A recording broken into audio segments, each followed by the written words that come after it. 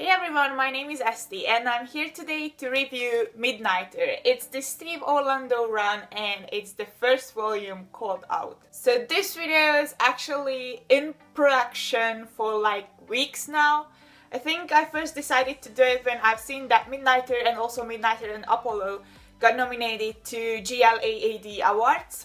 If you don't know what that is, it is basically an award for any kind of media or type of media that represents fairly and accurately LGBTQ people or like the LGBTQ community. So if you wouldn't know, Midnighter is actually a gay character and so is Apollo. I'm pretty much sure that I've mentioned this before. I've got my love for Midnighter because I've read Grayson and he was a guest character in it for many issues and I just loved it a lot. So I eventually ended up reading all kind of Midnighter stories like Midnighter and Grifter or Stormwatch or The Authority. I think Midnighter is a character we are not talking that much about, so let's just see who is he when he was created. Midnighter started off his career on the pages of Stormwatch. He was created by Warren Ellis and I think his first appearance was on the pages of issue number 4, volume number 2 of Stormwatch in 1998. So yeah, that means that he's not that old of a character. He first had his own title in the 2000s.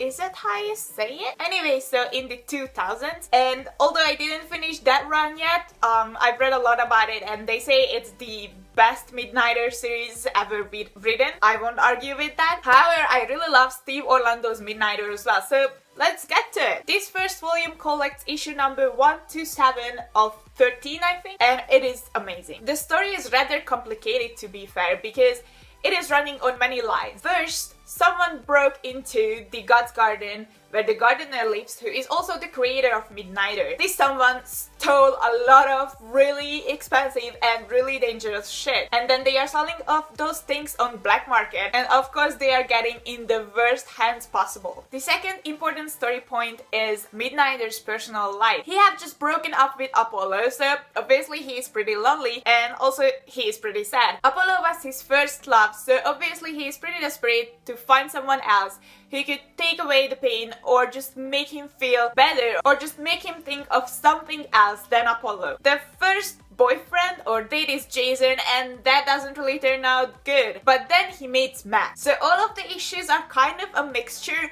of personal life and being a superhero, or at least the best fighter of the world. We are also getting introduced to new characters who also appear on the pages of Midnighter and Apollo. For example, Marina. She is one of those people who are getting the stolen super weapons from the God's Garden. She goes on this witch hunt as a vengeance for her dead husband and Midnighter gets her. And what I really liked about Marina is that she goes to prison and then she gets out and she is a good person. And also she becomes a really important friend in Midnighter's life. There is another important character, Al, who has this pub and basically that's the place where Midnighter drinks. Al is also a really good friend of his. There are of course a couple of issues with the Grayson. While Midnighter is collecting all the super weapons that were stolen, he asks for help. They go to Moscow to shut down a vampire killer something. It turns out that they are not real vampires but genetically modified people, and that, let's be honest here, makes it even worse. Things seem to go fine with Matt and Midnighter is probably in love. The biggest conflict behind his character is the fact that he does not remember who he was before the gardener and also Bendix, who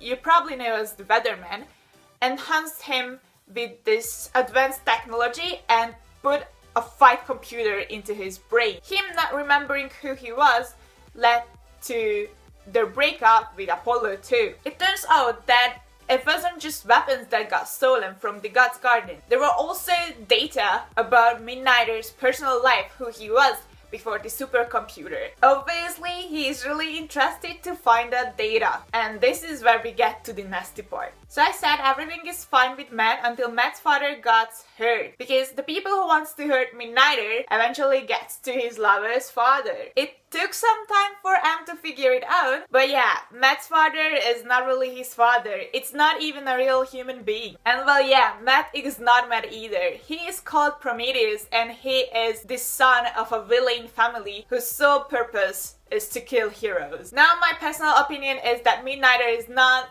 a real, or like, that is not even the good word.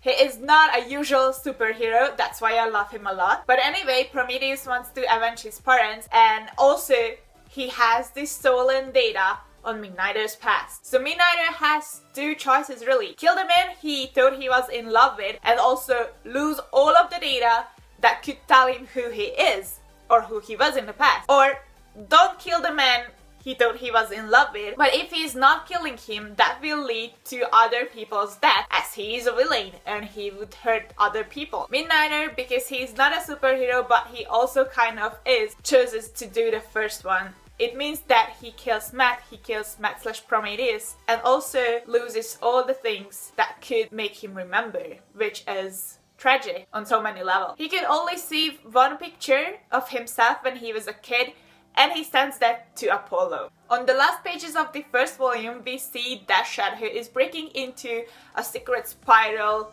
building. We don't know what he is really after though, except that it is a huge weapon, a huge gun. Who is even surprised?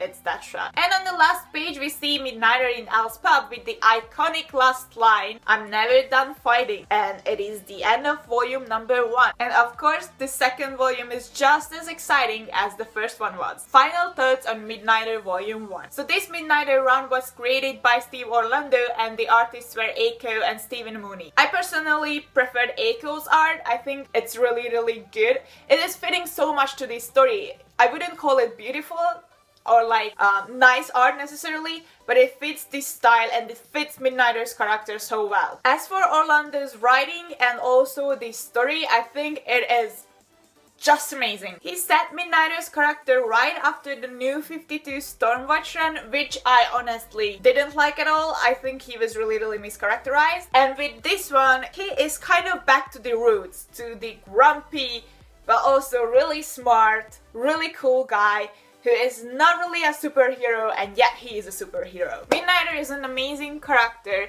who deserves all the love you could give him, so I recommend you to pick this series up if you are interested in his character or if you loved him back in the Authority and Stormwatch days. Steve Orlando is doing really good with him and also with Apollo. I'm rooting with all my heart for both of these series, Midnighter and Apollo, for the GLAAD awards, and I hope they will win. As for you guys, thanks for watching this video. Please share your thoughts on Midnighter with me in the comments. As always, stay safe, take care, and see you guys in my next video.